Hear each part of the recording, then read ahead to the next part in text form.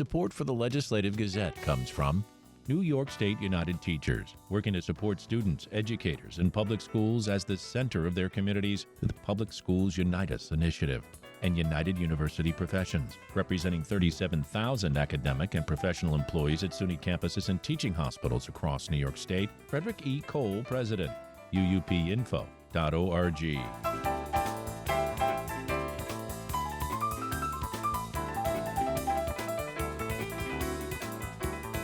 School districts across New York State have been implementing cell phone bans as the first day of classes got underway this week. The Legislative Gazette's Jesse Taylor with more. Shenendehowa students filed into the high school this morning for the first day of classes. But this year's first day marked a new routine as students in New York must forego cell phones to comply with a new statewide mandate. The mandate, included in this year's state budget, requires school districts to implement a bell-to-bell ban on internet-enabled devices like cell phones, laptops, and tablets for the entire school day.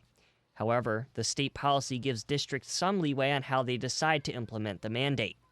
Some districts will ask their students to simply keep cell phones out of sight and away by any means, while others, like Shenendehowa Central School District in Clifton Park, are requiring that students store devices in designated containers. We are excited to have our students back on campus and to hear the buzz of learning that happens when they join us. So it's feeling pretty good this morning. Cecily Wilson-Turner, the school district's interim superintendent, said she hopes the cell phone policy will not be too big of a change. We have worked for a long time to ensure our students' engagement and to ensure that they have the least amount of distractions possible when they're in the classrooms. And so very explicitly, our middle schools last year made a really concerted effort to help our middle school students understand the importance of their cell phones being secured in their lockers at all times so that they were not in classrooms. At the high school, the same expectation was that you do not have your cell phone out in class unless it was used for an instructional purpose. She says while the middle and high schools have slightly different practices, the importance of keeping devices away during an instructional time was emphasized across the district last year. Shenendehowa middle school students must keep their devices in lockers throughout the day, while high school students will be required to put their cell phones in storage containers scattered throughout their teachers' classrooms. Governor Kathy Hochul first floated the state policy during this year's State of the State address in January. But to truly free our kids from social media, we must give them safe places to simply be kids. It's just common sense. That's why I'm launching the Unplug and Play initiative. Eventually, the proposal made its way into the final state budget passed by the legislature in April, becoming law. In August, districts had to have a published policy on their respective websites. While the vast majority of schools across the state are complying with the mandate, the policy has been met with both a positive and negative reception.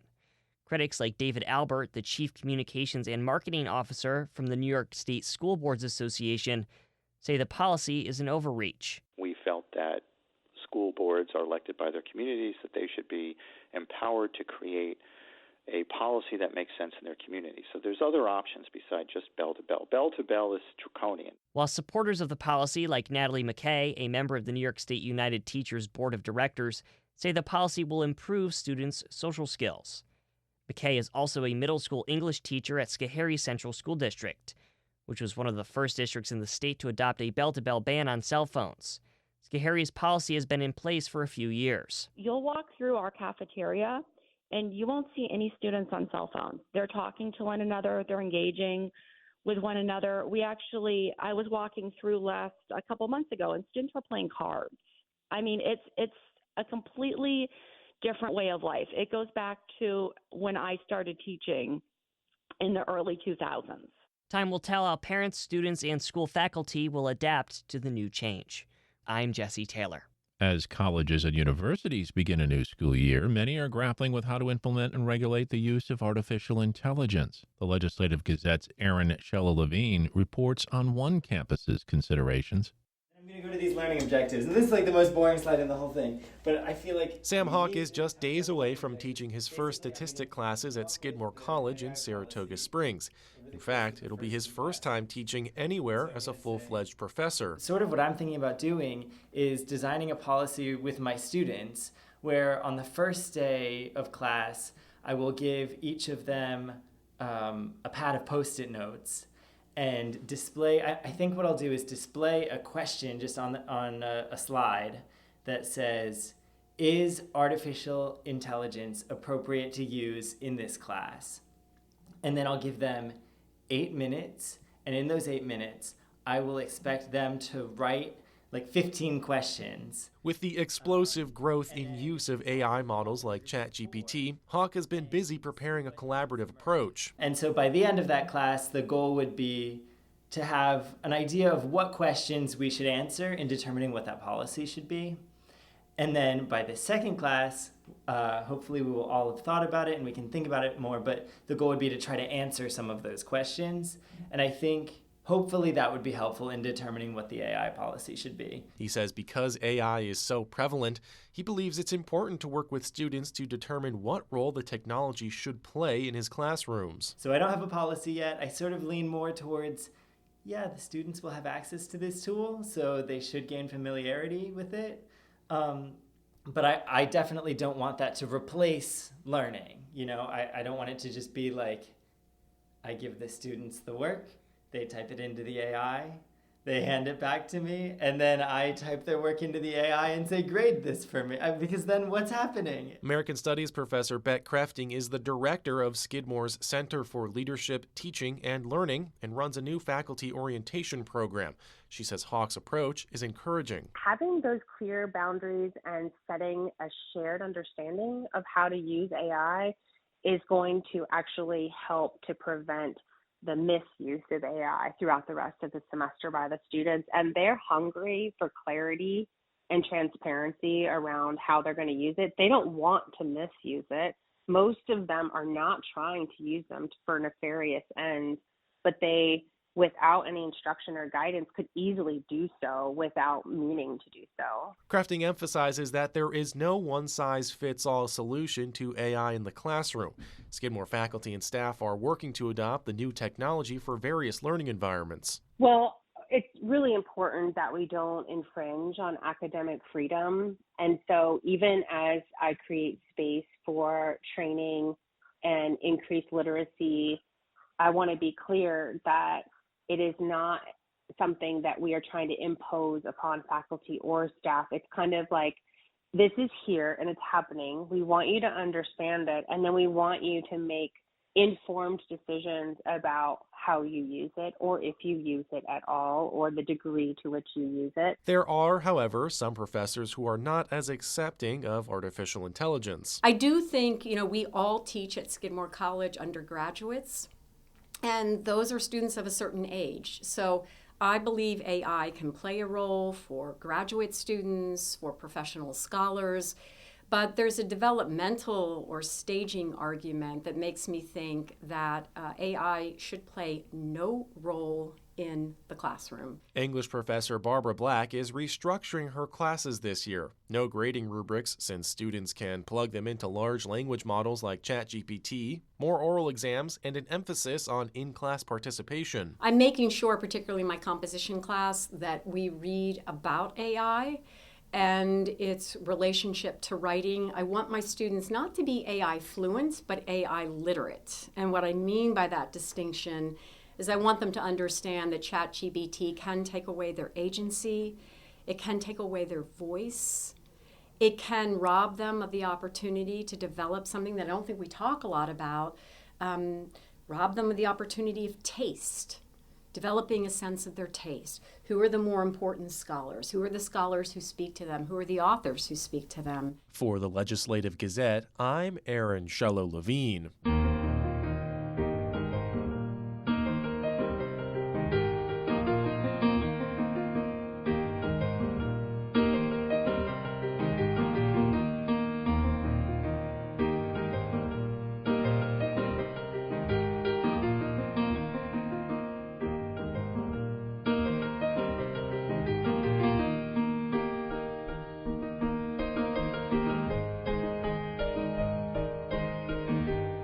You are listening to the Legislative Gazette, a program about New York State government and politics. I'm David Gustina.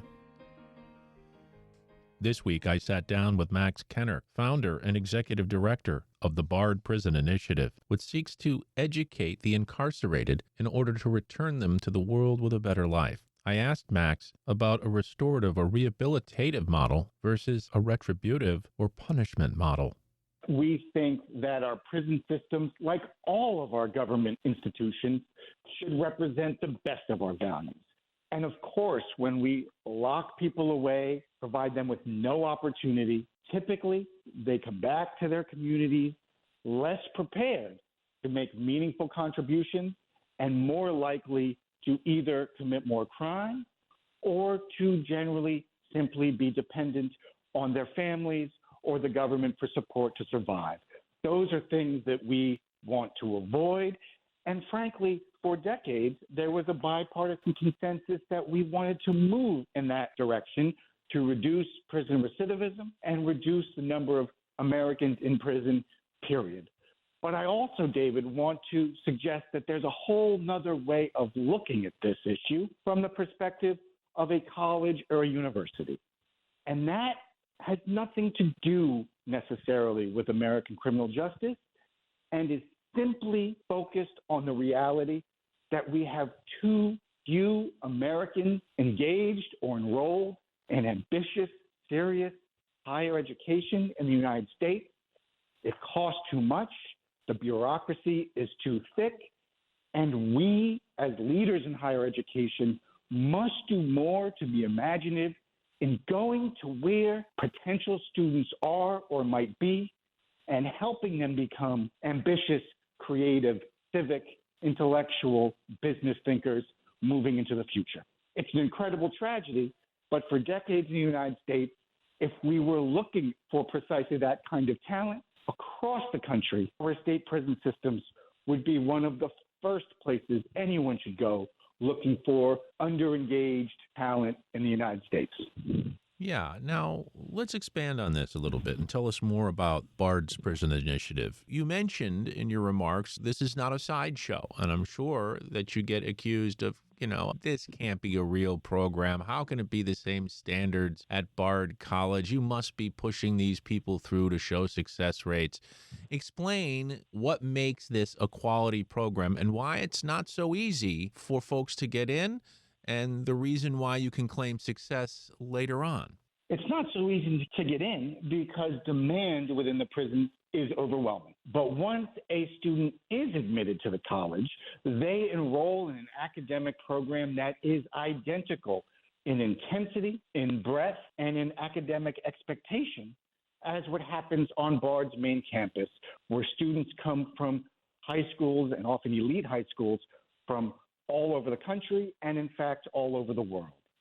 So students who may not have been in a formal classroom for years or often decades, but who feel a burning desire, a burning personal need to do more intellectually, to do more with their personal ambition, dive into this sort of college experience and do extraordinarily well.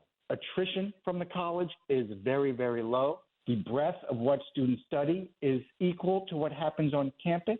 In fact, at the bachelor's degree level, at BPI, we offer associate's, bachelor's, and master's degrees, which we can talk about. But for students who choose a major and finish a bachelor's degree, the percentage of students in the prisons who complete degrees in STEM fields, in math or science, is greater than the percentage on Bard's main campus. And students who complete bachelor's degrees in the humanities or the social sciences write what we call at Bard a senior project, which is an original research paper, typically of 80 or 100 pages in length. And Bard students who are released from prison and go on to continue academic study after release have completed graduate degrees and PhDs at universities like Columbia, Cornell, Georgetown, Yale, you name it. So these students, despite all prejudice, accomplish all the kinds of things that undergraduates do anywhere else. Max Kenner, these programs, I'm guessing, many in the state don't even know they exist, including those who have relatives or friends or others who are incarcerated. Where are all of these schools? How do you reach the prisoners? How does it work? So at BPI, which is now one of a number of college and prison opportunities in New York. Decades ago, we were one of just a much smaller number, but we've been able to restore this field thanks to the leadership of New Yorkers. This field is being restored nationally, but it's important to say that everything we do, and this work is done best, not remotely, not via the mail, not via the internet or the tablet, but in person, in the same way higher education has been done for decades or, in fact, centuries. Interested people reading the same text, sitting around a table or a classroom and debating those ideas. So every day across 7 prisons in New York, 450 incarcerated New Yorkers engage with college faculty and with each other in a course of study, again, that spans the full breadth of the liberal arts: math, science, history, anthropology, literature, studio arts, you name it. Students go on to complete an associate degree, then if they have time, a bachelor's degree. And just last year at Eastern Correctional Facility in the Catskills, we created our first master's degree for incarcerated New Yorkers. That's Max Kenner, founder and executive director of the Barred Prison Initiative.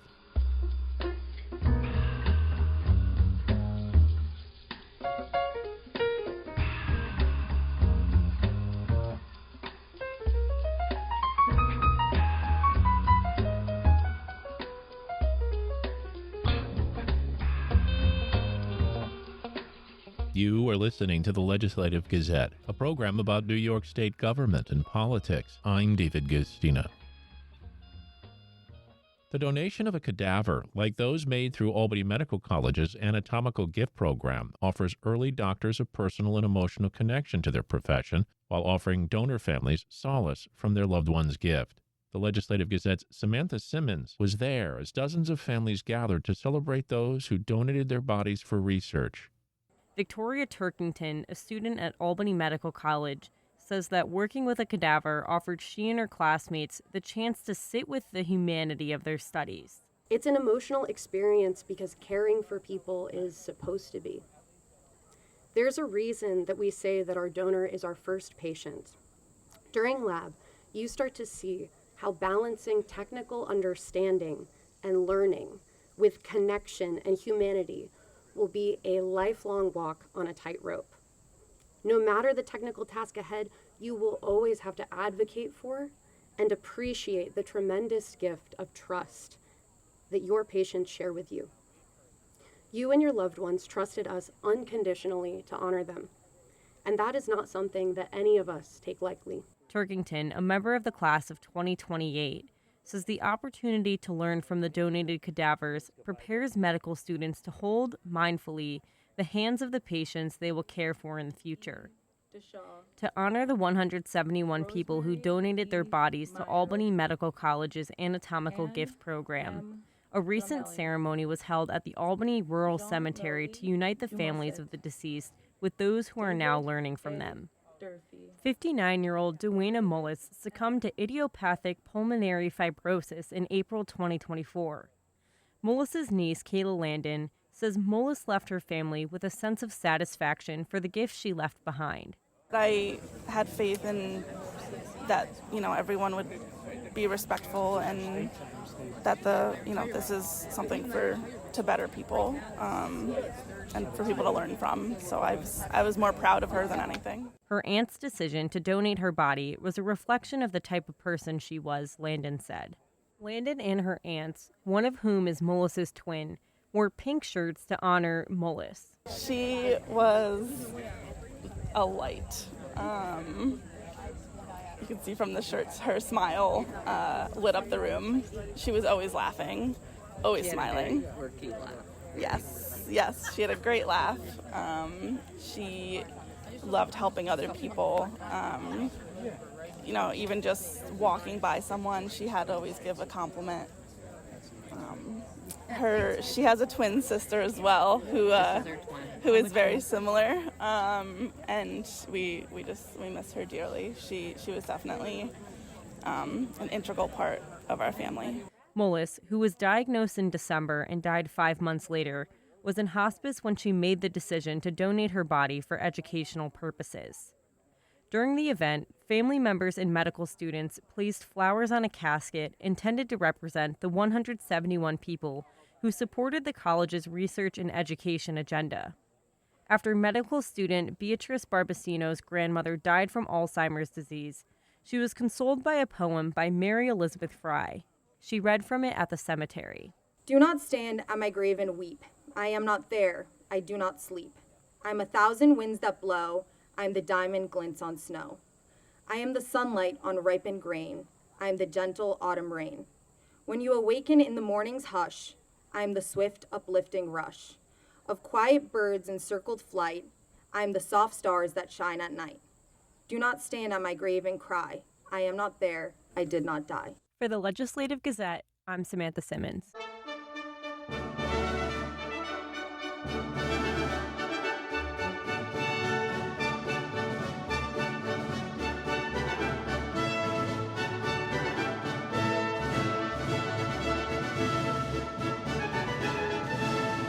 You are listening to the Legislative Gazette, a program about New York State government and politics. I'm David Gustina.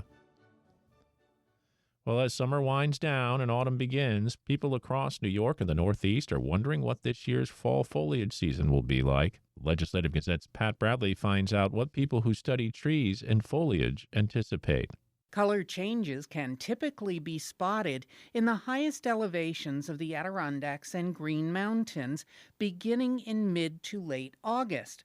There are already small patches of color, and some trees are already dropping brown leaves. Dr. Mark Lesser, SUNY Plattsburgh Center for Earth and Environmental Science, associate professor and forest ecologist, says there are a number of factors that impact the timing and vibrancy of fall leaves. It's driven by a lot of things, primarily by changes in day length, so shortening days, and then really having cool evenings and nights.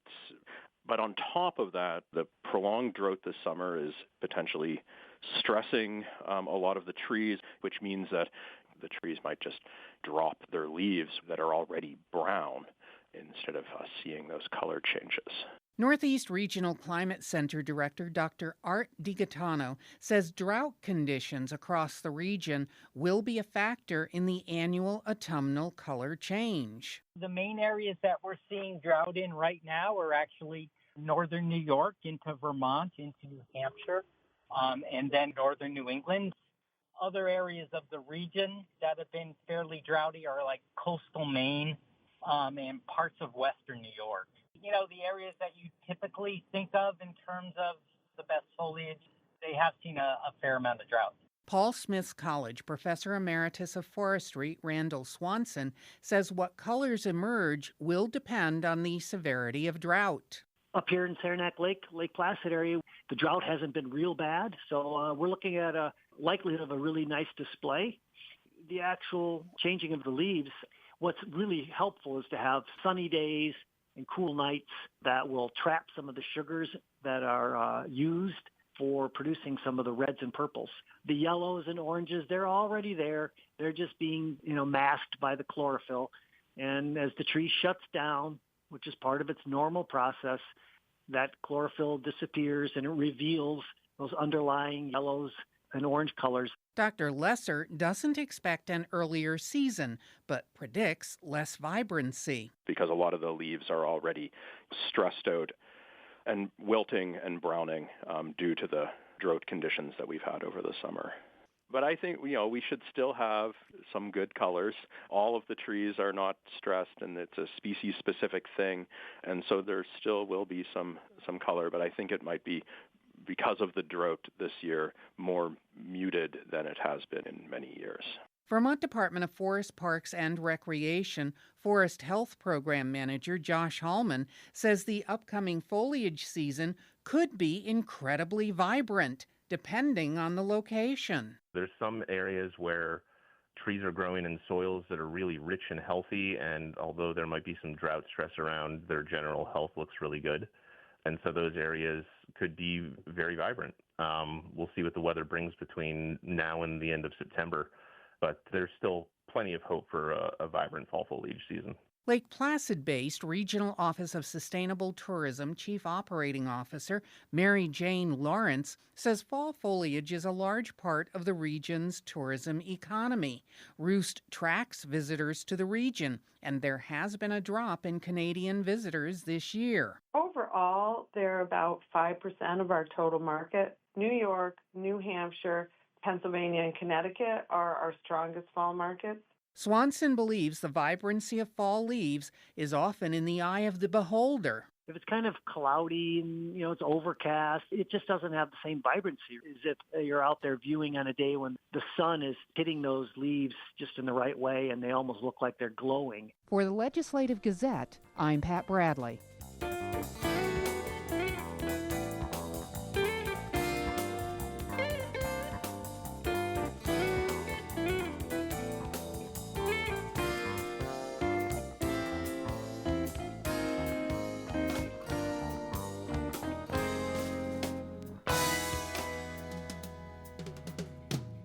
And that about does it for this week's show. The Legislative Gazette is a production of WAMC Northeast Public Radio. We had help from the New York Public News Network. You can listen anytime at WAMCpodcast.org or anywhere you get your podcasts. Look for program number 2536. And join us again next week at this same time for more news on New York State government and politics. For the Legislative Gazette, I'm David Gistina.